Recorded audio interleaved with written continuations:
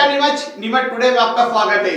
लोकसभा चुनाव की तारीख जैसे जैसे नजदीक आती जा रही है, चुनाव प्रचार भी तेज होता जा रहा है और मुद्दे लगातार नए नए उठाए जा रहे हैं। अब एक नया मुद्दा उठा है वोट जिहाद का। जी हाँ, वोट जिहाद का मुद्दा भाजपा उम्मीदवार और सांसद सुधीर गुप्ता लगातार उठा रहे हैं। वे अपनी हर सभा में कहते हैं कि अब कांग्रेस वोट जिहाद पर उतर आई है और पाकिस्तान से वोट जिहाद किया जा रहा है। वे बाकायदा उदाहरण देते हैं कि कांग्रेस नेता सलमान खुर्शीद की पत्नी ने वोट जिहाद की अपील की है और वे मुसलमानों से कह रहे हैं कि वोट जिहाद करें, एक तरफा कांग्रेस को वोट करें। ये बात सांसद सुधीर गुप्ता अपनी हर मीटिंग में कह रहे हैं और वोट जिहाद का मुद्दा उठा रहे हैं। नीमच टुडे की टीम ने सांसद सुधीर गुप्ता के साथ रामपुरा, कुकड़ेश्वर और मनासा के दौरे में साथ रहे और उनसे कुकड़ेश्वर में देर रात खास चर्चा की तो उन्होंने वोट जिहाद पर खुलकर अपनी बात रखी और कहा कि कांग्रेस को जिताने के लिए अब पाकिस्तान से अपील की जा रही है और वोट जिहाद का मुद्दा बनाया जा रहा है। देखिए क्या कहा मौजूदा सांसद और भाजपा उम्मीदवार सुधीर गुप्ता ने। हम पहुंचे हैं कुकड़ेश्वर, जहां भाजपा उम्मीदवार और मौजूदा सांसद सुधीर गुप्ता लगातार जनसंपर्क कर रहे हैं और वे मतदाताओं के बीच जाकर अपने पक्ष में मतदान करने की अपील कर रहे हैं। भाई साहब, आप लगातार घूम रहे हैं, आज कुकड़ेश्वर पहुंचे हैं और यहाँ कुकड़ेश्वर पूर्व मुख्यमंत्री सुंदरलाल पटवा की जन्मभूमि और कर्मभूमि दोनों है। यहाँ से क्या उम्मीद है आपको? नहीं, अभूतपूर्व प्यार है जी। जो दुलार हम देख रहे हैं, मैं लेट पहुंचा उसके बावजूद लोग पलक पावड़े बिछाए हुए और हर एक व्यक्ति ये कह रहा है कि देश जिस तेज गति से बदला है उसमें पूरी की पूरी जनता इस दौर में हमारे साथ है। मुझे कई बार लग रहा है कि पार्टी कार्यकर्ता तो परिश्रम कर ही रहा है, मगर जनता खुद ये चाहती है कि भारतीय जनता पार्टी 400 पार पहुँचे। आज हम आप कुकड़ेश्वर पहुँचे हैं और ऐसा कहा जाता है कि कुकड़ेश्वर भाजपा की पूर्व मुख्यमंत्री सुंदरलाल जी पटवा की कर्मभूमि रही है, जन्मभूमि रही है और यहाँ पर आने के बाद अब क्या महसूस कर रहे हैं? आपने पटवा जी की प्रतिमा पर माल्यार्पण किया और यहाँ पर अपने कुकड़ेश्वर में जनसंपर्क अपने किया। हमने उस दौर को देखा है जब 1947 के डिवाइडेशन के बाद नेहरू लियाकत समझौता हुआ, दिल्ली पैक्ट लागू हुआ और जनसंघ की स्थापना हुई। प्रारंभिक दौर में जनसंघ की स्थापना के जो व्यक्तित्व थे उसमें सुंदरलाल पटवा जी एक थे, जिन्होंने इस पार्टी को, इस विचारधारा को डगर डगर घूमते हुए, पांव पैदल घूमते हुए पूरे मध्य प्रदेश में एक नया मुकाम दिया। हम सब कार्यकर्ताओं के मन के अंदर अगर कोई प्रेरणा के केंद्र बिंदु के रूप में हम देखते हैं तो सुंदरलाल पटवा जी एक बड़ा नाम है, जिनको हम फॉलो करते हैं, जिनका अनुसरण करते हुए और आज जो विशाल वटवृक्ष हम देख पा रहे हैं, पार्टी दुनिया की सबसे बड़ी राजनीतिक दल है, उसमें कहीं न कहीं इस गांव का सुंदरलाल पटवा जी का बहुत बहुत योगदान है। आप वोट जिहाद की बात कर रहे हैं कि अभी ये वोट जिहाद शुरू हो गया है, लव जिहाद सुना था, ये वोट जिहाद ये देखिए, सलमान खुर्शीद की बेटी ने और अपील किया है, कांग्रेस के इतने बड़े लीडर का अपील होना, मैं समझता हूँ कहीं न कहीं दाल में कुछ काला है। षड्यंत्रों की बू तब आती है कि जब पाकिस्तान का मंत्री पाकिस्तान में बैठकर राहुल गांधी के लिए प्रचार करे। मुझे समझ में नहीं आता कि देश के मुद्दे हैं, पाकिस्तान हमारा दुश्मन देश है, हमारे अभी संबंध कटे हुए हैं, हमने सारे सेंटर लगाए हुए हैं, प्रतिबंध लगाए हुए हैं, तो आपकी कनेक्टिविटी क्या शो करती है?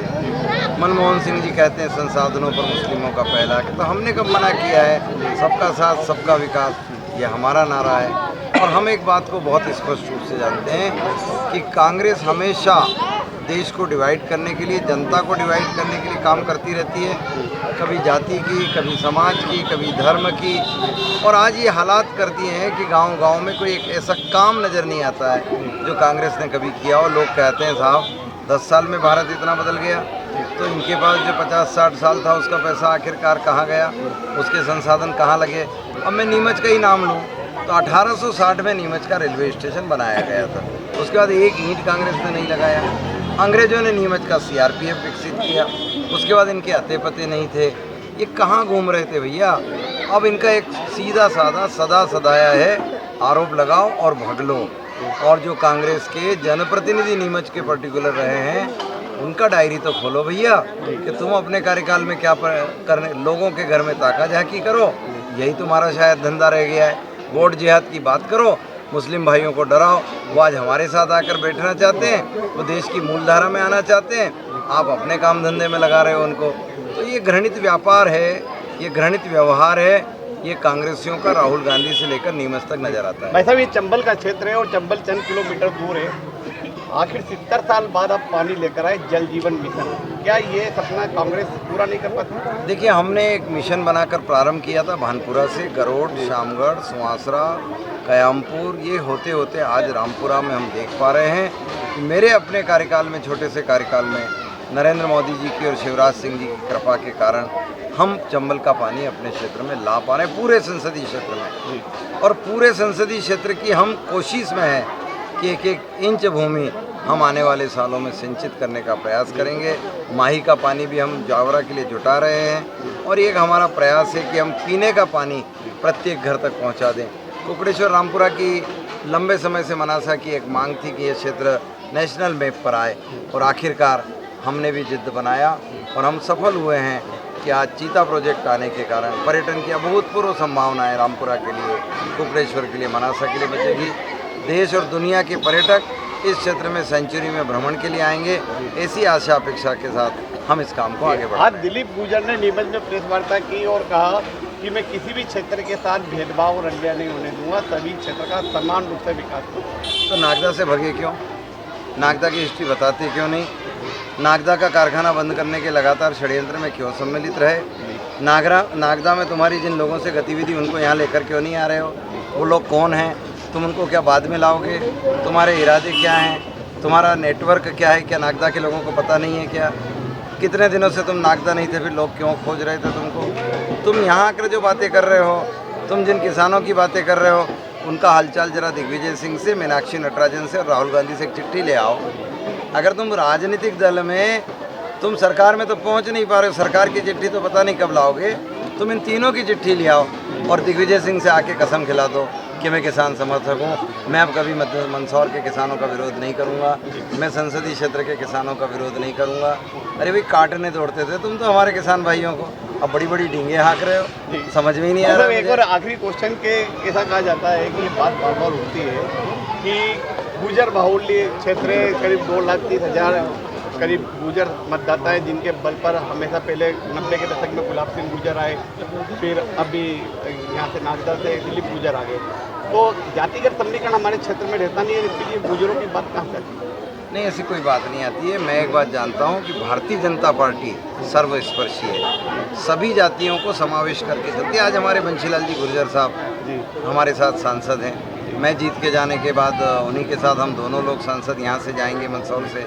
उमराव गुर्जर जी ने तो ये टिकट डिक्लेयर होने के बाद कांग्रेस छोड़ दिया भैया, तो कहाँ से जातिवाद है? मैं एक बात जानता हूँ, देशभक्त लोग, देशभक्त समाज देश के साथ ही खड़े रहते हैं। आज सबको पता है कि हेमराज का गर्दन काटकर पाकिस्तानी फुटबॉल खेले हैं, कौन माफ़ करेगा? और पाकिस्तान प्रचार कर रहा है राहुल गांधी का, कौन साथ देगा साहब? सबको पता है गिरजा बहन को आरएसएस में जिंदा चिरवाया है। कौन राजनीतिक दल छोड़ो, कोई मानव भी उसका सपोर्ट नहीं करने वाला है उस दल का। हम सब जानते हैं साहब, भारत तेरे टुकड़े होंगे, ये नारा लगाने वाली पार्टी को कोई समर्थन करेगा? मुझे नहीं लगता साहब। जीतू पटवारी ने इमरती देवी को लेकर कहा कि चाशनी खत्म हो गई, रस खत्म हो गया, इस तरह। अरे बाप रे, मैं नहीं बोल सकता हूँ, गंदा घृणित मैं नहीं कहता हूँ साहब। दुश्मन के घर में भी ऐसे दुष्ट लोग पैदा ना हो। हमारे संसद कैसे हो, हमारे एक बड़ी जनसभा किया और लोगों से चर्चा की और अपनी बात दमदारी तरीके से रखी। नीमच के लिए